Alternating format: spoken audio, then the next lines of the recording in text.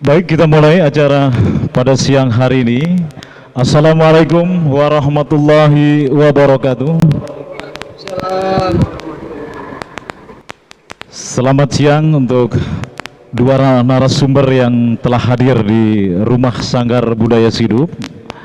Saya Bang Mul, dalam siang hari ini yaitu menampilkan podcast dengan judul tema Refleksi Sejarah dalam Berbagai Peristiwa.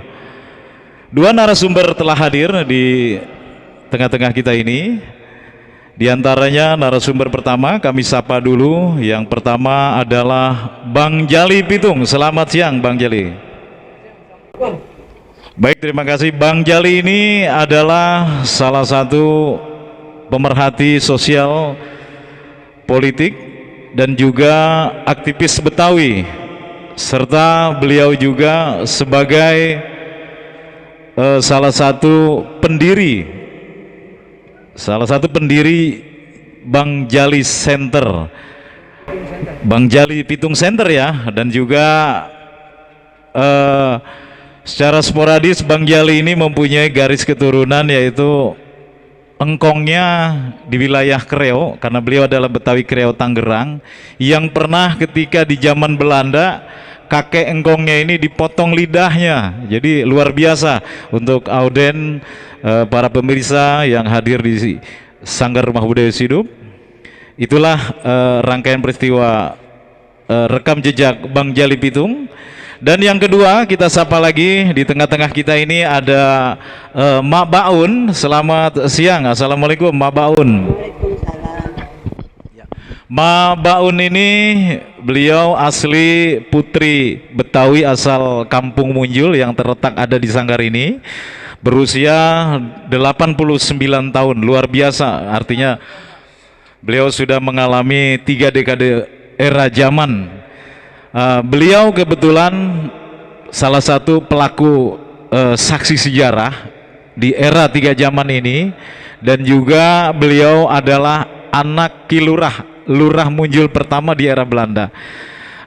Karena Munjul ketika era Belanda ini secara penunjukan manajemennya itu secara aklamasi, secara rakyat yang menunjuk tanpa digaji oleh aparatur negara. Jadi secara lillahi mereka menamakan dirinya sendiri sebagai pemimpin kampung.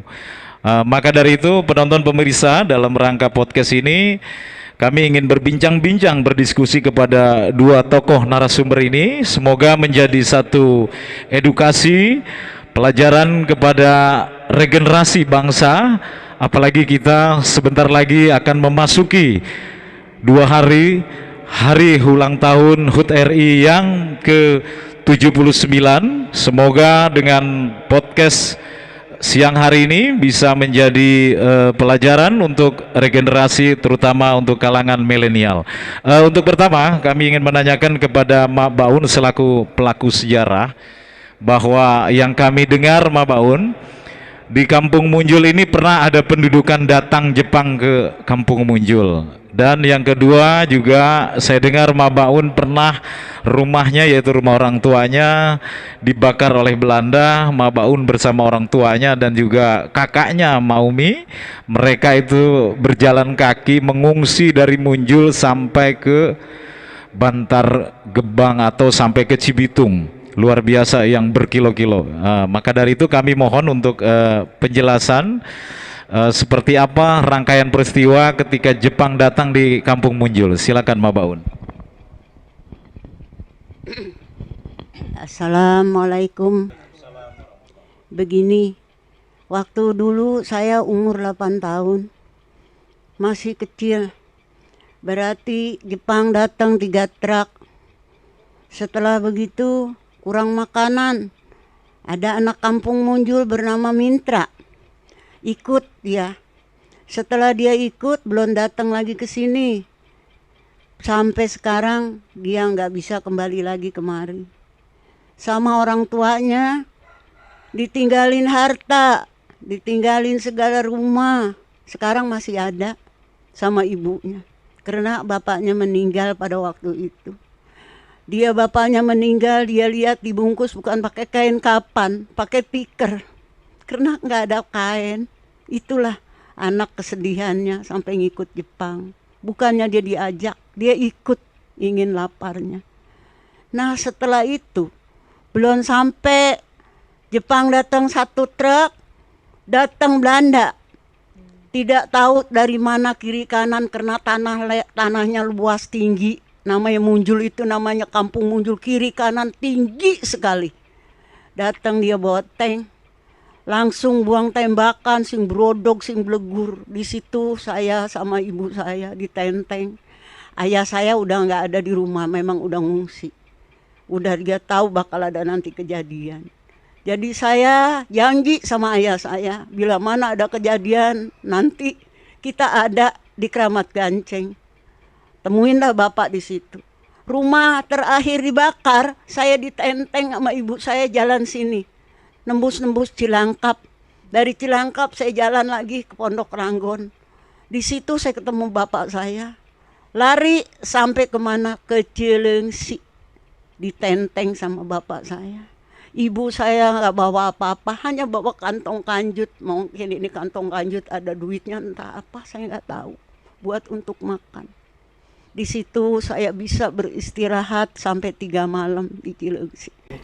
Cileungsi, ya. Setelah itu lanjut lagi. Dari situ ada serangan lagi Belanda, udah sampai ke Cileungsi, saya lari Pantar Gebang. Dari Pantar Gebang ada serangan lagi, saya dipanggil Kampung Reang. Kampung Reang itu saya langsung jalan lagi. Kampung Reang diserang, saya nyampe kemana? Rawa Banteng. Rawa Banteng diserang lagi, saya sampai lari kemana?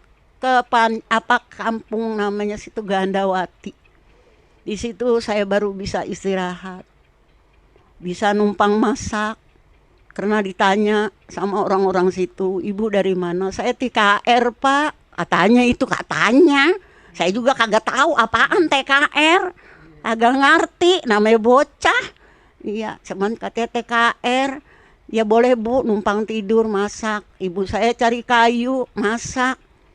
Dari kantong kanjutnya diambil uang buat masak di sini. Jadi Mabaun ini ayahnya seorang TKR ya? Ya nggak tahu, ya saya kagak ngerti. Saya mah namanya tibang taunya kalau bara tadi tanya di kampung orang dari mana TKR.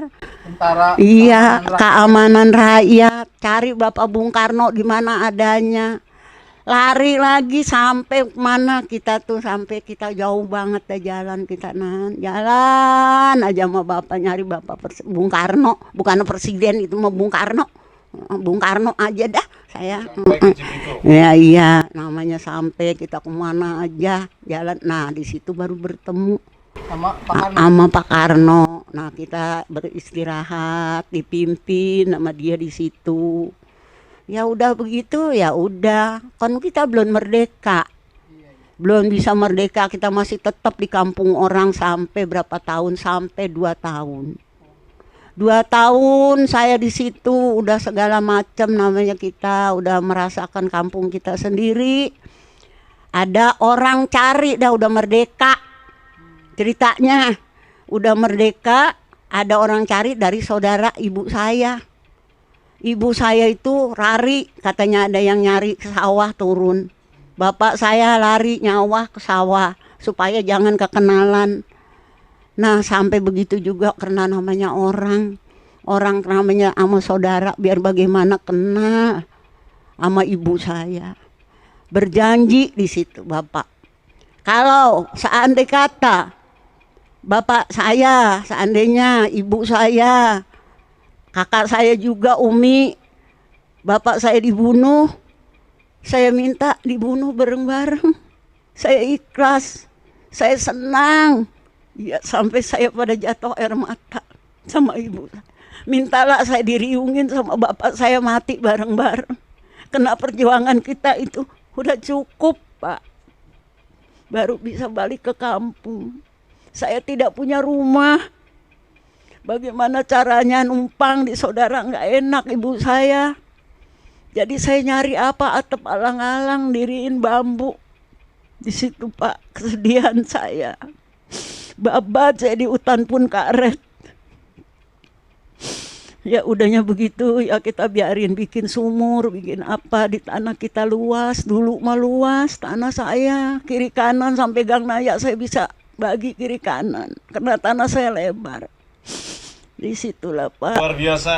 kesedihan saya Bang itu. Artinya Iya. pemirsa, Mak Baun ini mengatasnamakan rakyat, mengikuti rekam jejak orang tuanya seorang TKR atau disebut dulu adalah Tentara Keamanan Rakyat. Artinya sesudah daripada BKR.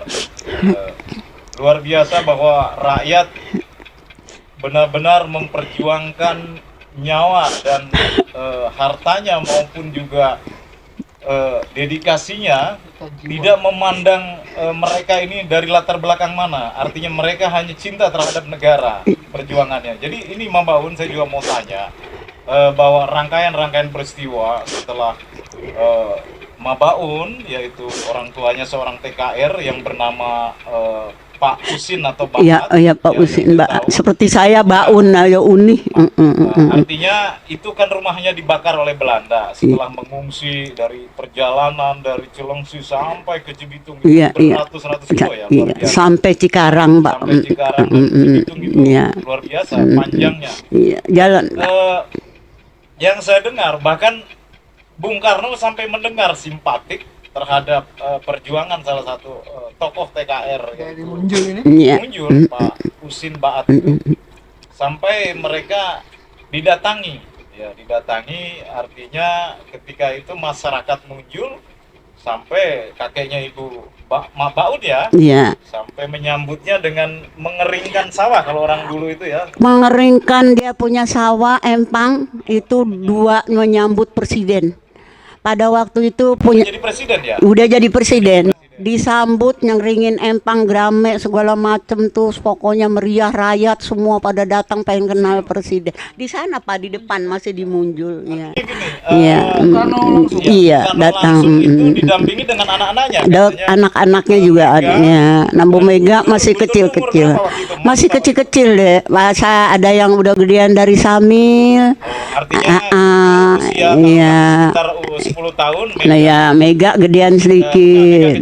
Artinya Bu Megawati ini usia sekitar 5 tahun. Iya, nah dia datang paribasa nggak pakai sedan, pakai mobil jeep.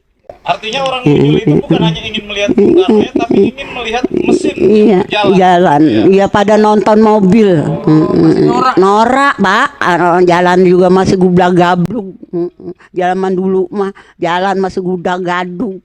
Kita kata lempengan Halamit itu masih kita jalan tuh pakai kayu kapuk, digalang-galangin, pakai kayu apa aja. Mohon maaf, Mbak Baun, selain Bung Karno melakukan kunjungan hadir di rumah kediaman salah satu tokoh TKR, yaitu Pak Usin Baat, apa saja rangkaian itu? Apakah Bung Karno pernah memberikan satu kain kapan ya? Kain kapan nyumbang? Ya itu kain kapannya yang agak tipis, nggak tebel. Itu gue udah terima kasih Pak.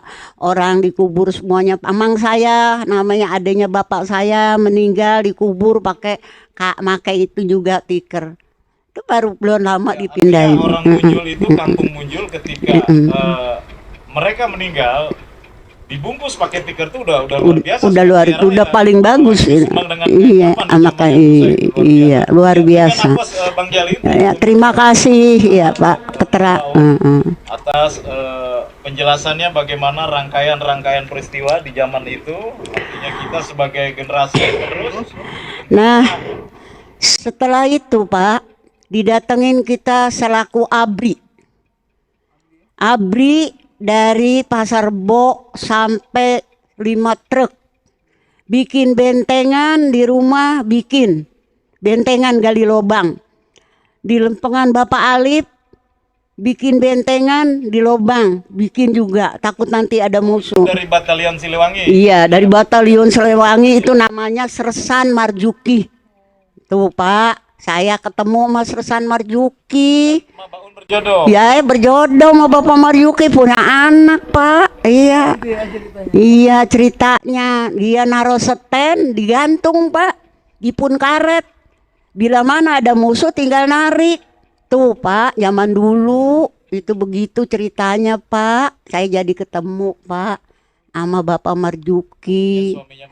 Iya, suami saya namanya nggak dapat pensiun, nggak dapat apa. Ya alhamdulillah saya udah pergi, tanya no anak saya si Aji udah pergi ke sono diurusin.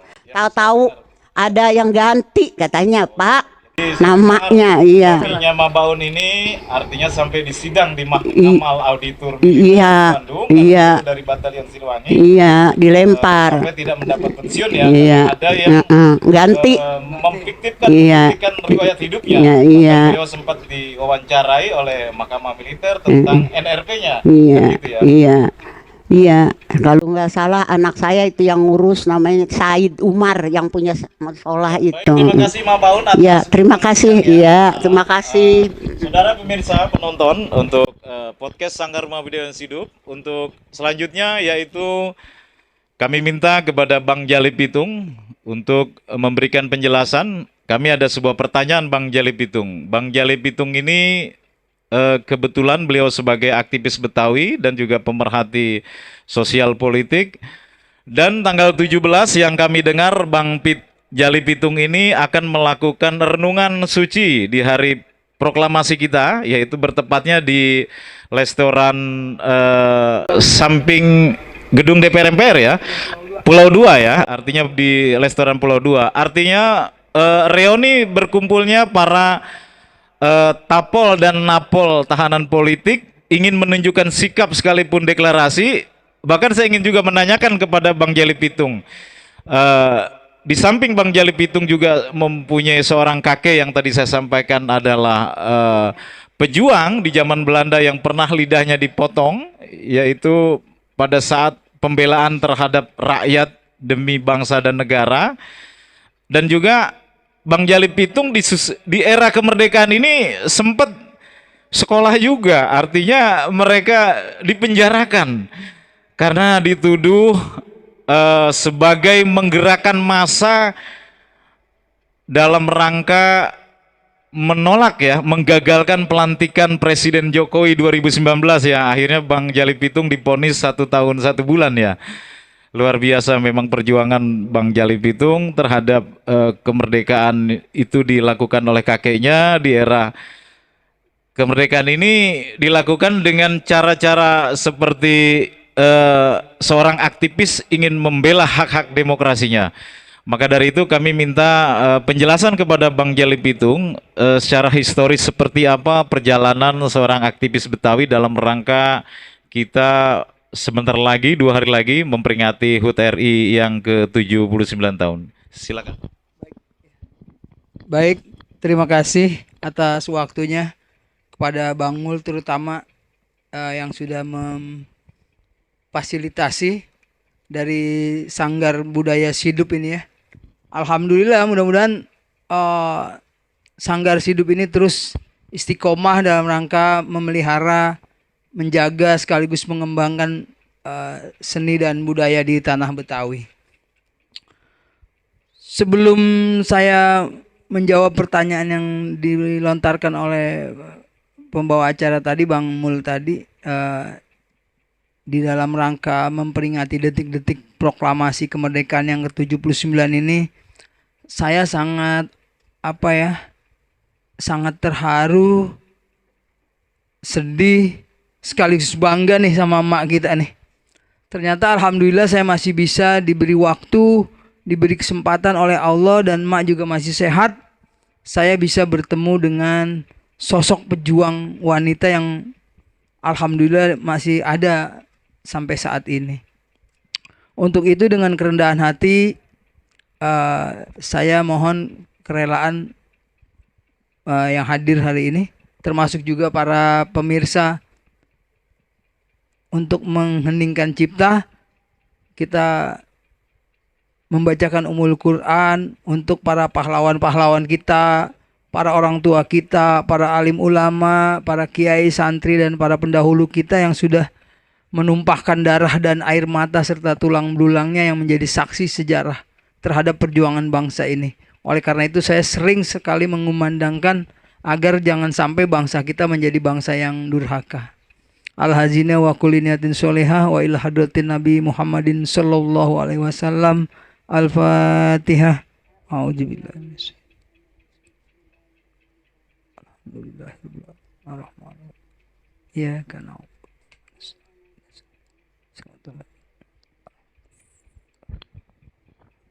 amin. Alhamdulillah. Merdeka.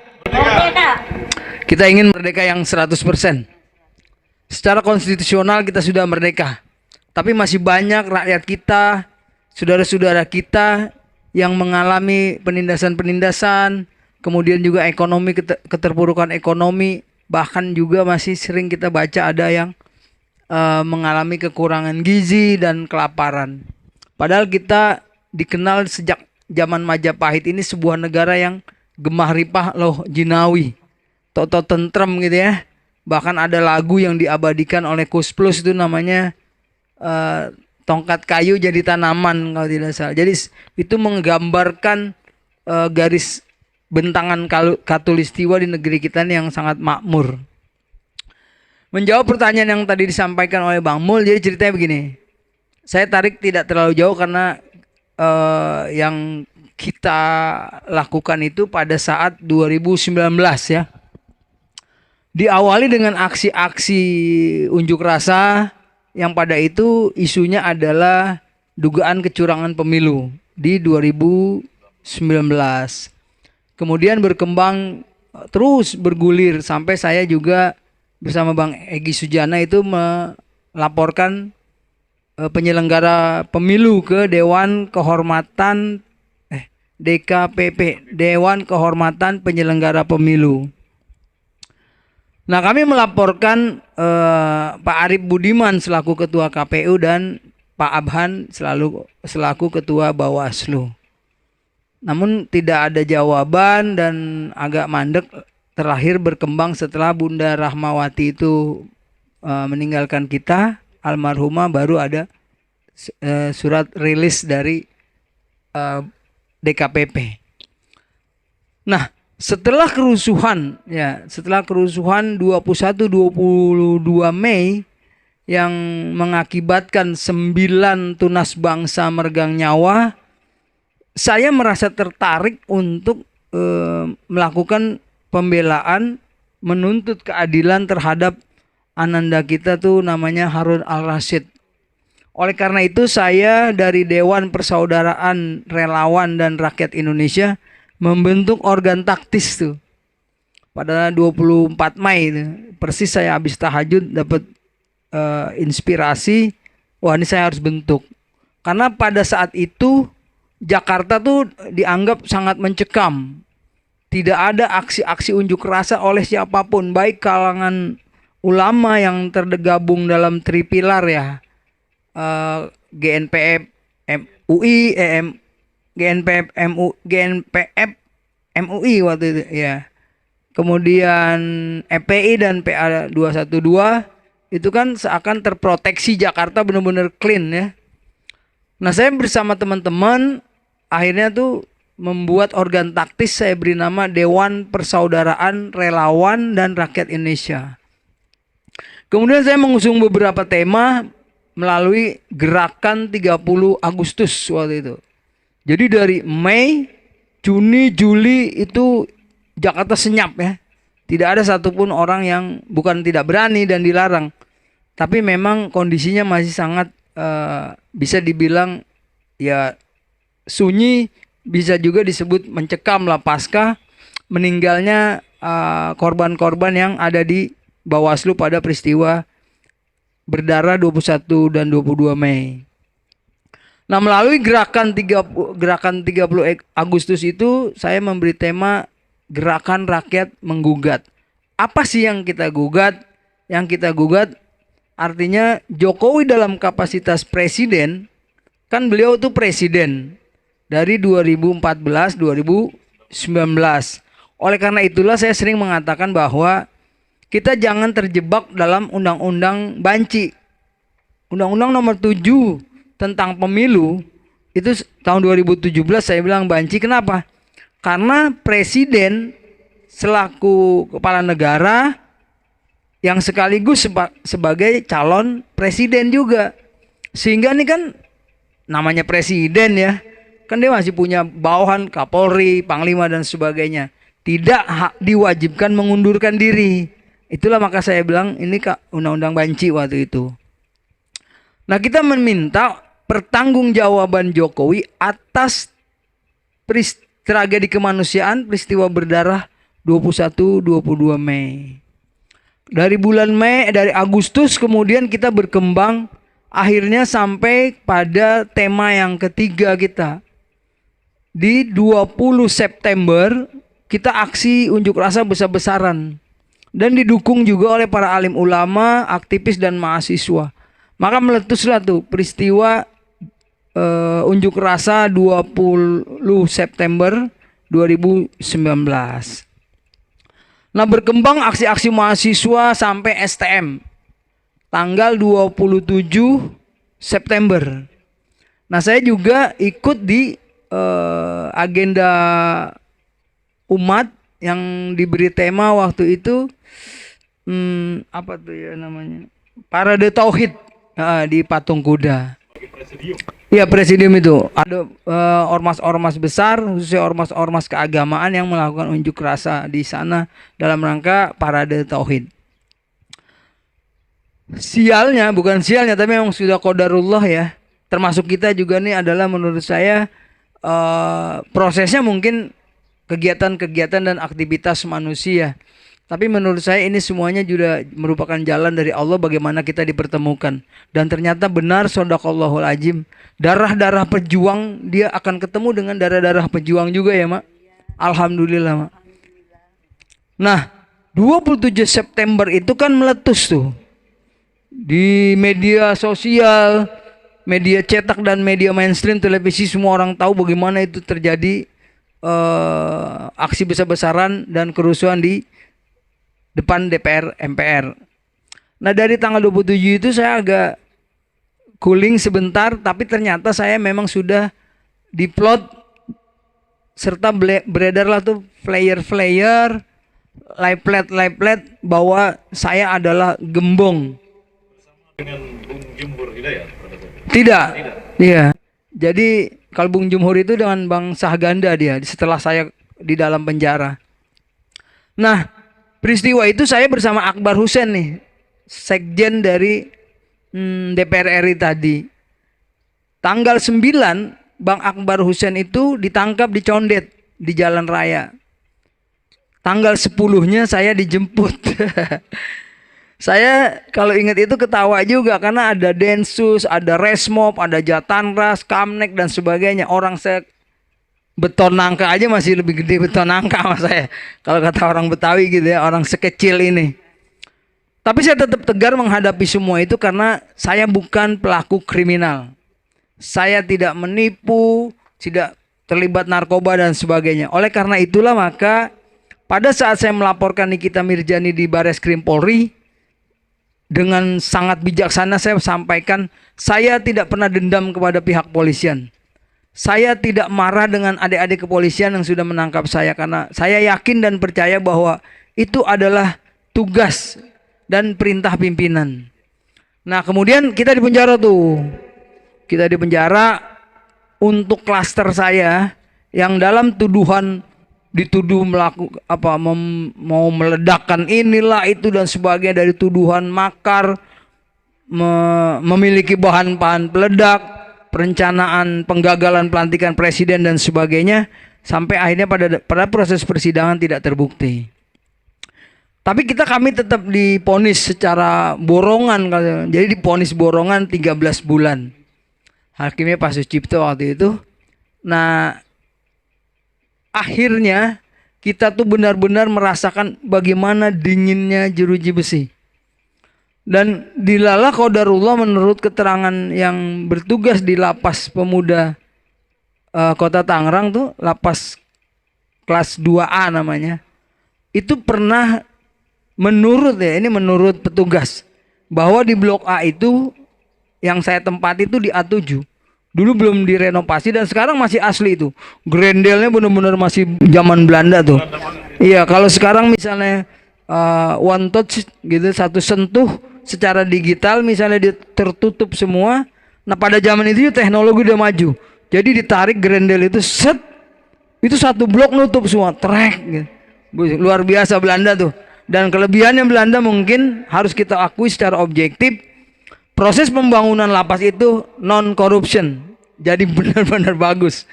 Saya katakan Bang Jalisti mengatakan adanya borongan dalam satu vonis bicara Iya. hukum ya. Partai-partai politik pun yang kita dengar sekarang menjelang pilkada, Diborong juga. ini sudah mulai wacana borong Borong-borong memborong ya, iya. Kami 13 orang itu kurang lebih diborong dengan hukuman penjara 13 bulan. Kemudian setelah kita pulang, nah ini teman-teman banyak nih yang tanya, Bang Pitung, Bang Jali, bagaimana nih kita nasib kita ke depan?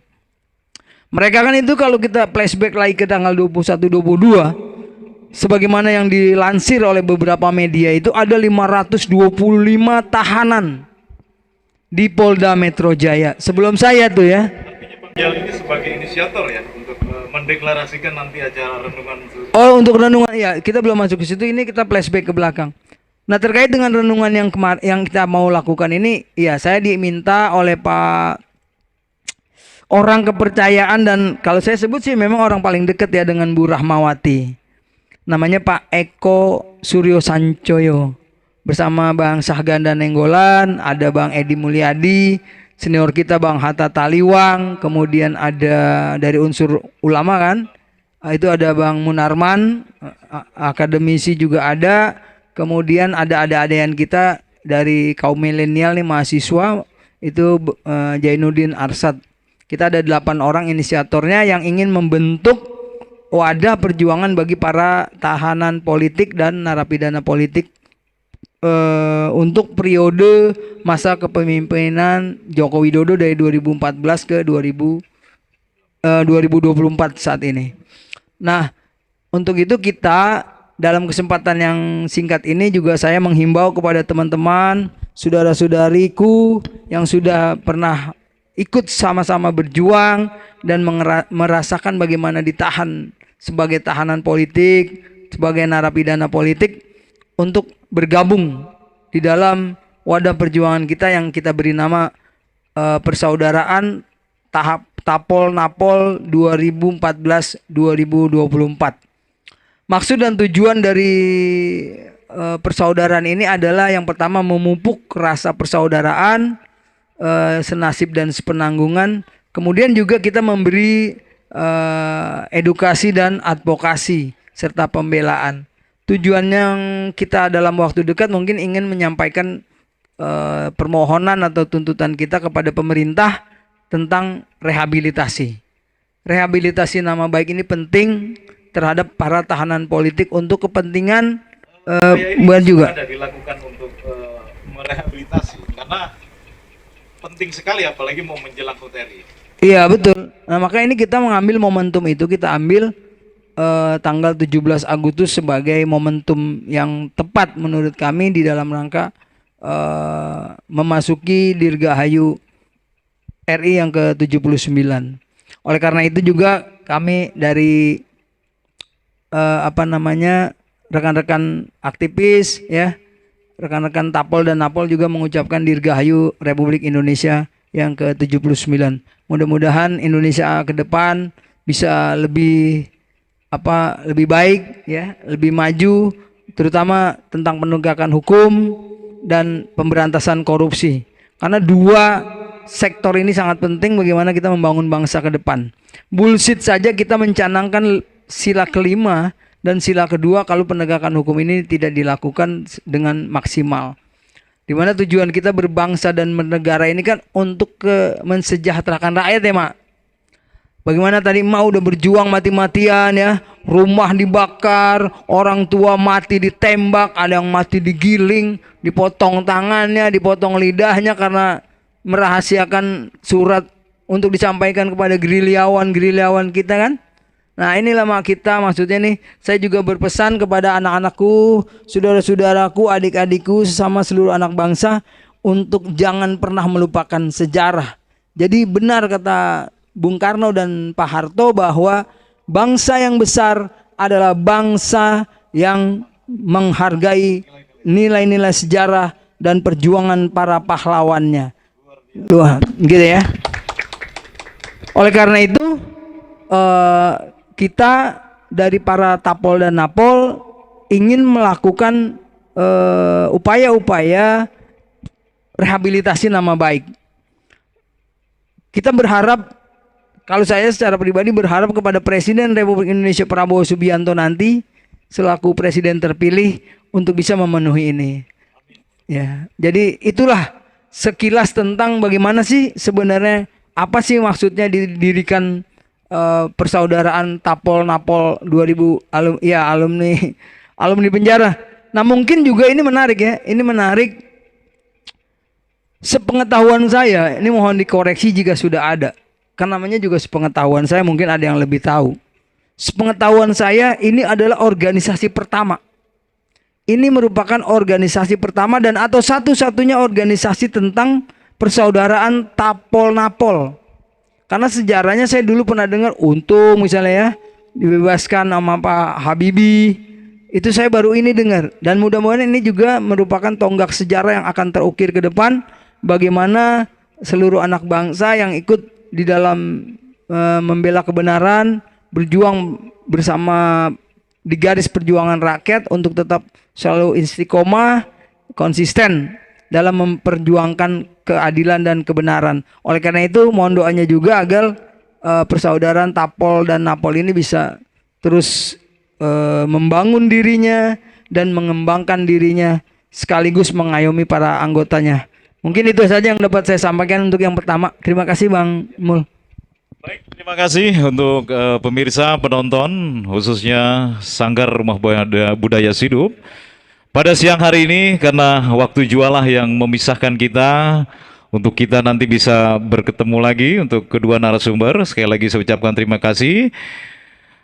Closing statement kami di antara dua narasumber ini antara lain adalah bentuk edukasi terhadap regenerasi yang mengisi sebuah kemerdekaan, bahwa sejarah itu tidak boleh terlupakan. Artinya jas merah, jangan sekali-sekali meninggalkan sejarah.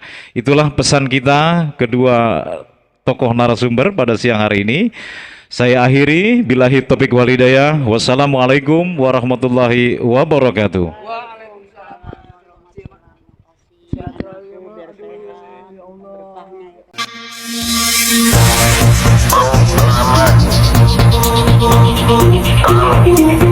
Bank Indonesia